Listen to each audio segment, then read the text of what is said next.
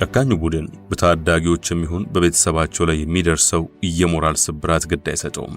ይህ ለእነሱ መደበኛ የቢዝነስ ሥራ ነው። እንደሚታረዱ በግ እነዚህን ሕፃናት ለገበያ የሚያቀርቡ ሰዎች ከ12 ዓመት ታዳጊዎች ጋር ወሲብ ለመፈጸም በአየር በረው ማርሊን የሚደርሱ ቱሪስቶችም ማገናዘቢያቸውን ምን ወሰደው ያሰኛል። ከዓመታት በፊት የተከሰተ አንድ አጋጣሚ እንንገራችሁ። በፈረንጆች አቆጣጠር 2011 ላይ ፖል ብሬልስፎርድ የተሰኘ እንግሊዛዊ ወደዚህ ታሪካዊ ከተማ ጎራ ብሎ ነበር። ፖል ማርሊን የደረሰው አንዳች የሥራ ጉዳይ ኖሮት አሊያም የሆነ ታሪካዊ ቦታን ጎብኝቶ ለመመለስ አልነበረም፣ በዜና የሰማውን ወሲብ ቱሪዝም በተግባር ለመፈጸም እንጂ።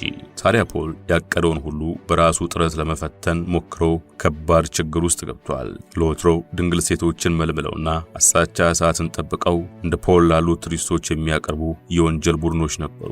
በራሱ መንገድ አጭበርብሮ ሆቴል ከወሰዳቸው 11 እና 14 ዓመት ልጃገረዶች ጋር እጅ ከፍንጅ ተይዞ ዘብጥያ ወርዷል። በከተማዋ ፍርድ ቤት የ20 ዓመት እስራቱን ተከናንበውም በወህኒ ቤት እየማቀቀ ይገኛል።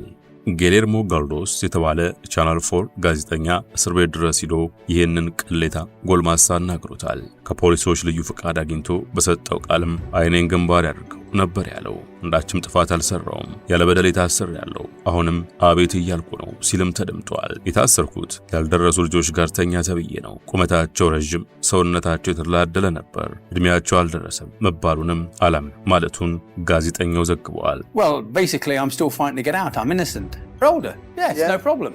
They were 12 years old. One and the other one 14 and a half. ይሄው ጋዜጠኛ ከፖል ጋር አንሶላ ከተጋፈፉት ልጃገረዶች አንደኛዋን አፈላልጎ ያገኘው እውነታ ግን ሌላ ነበር።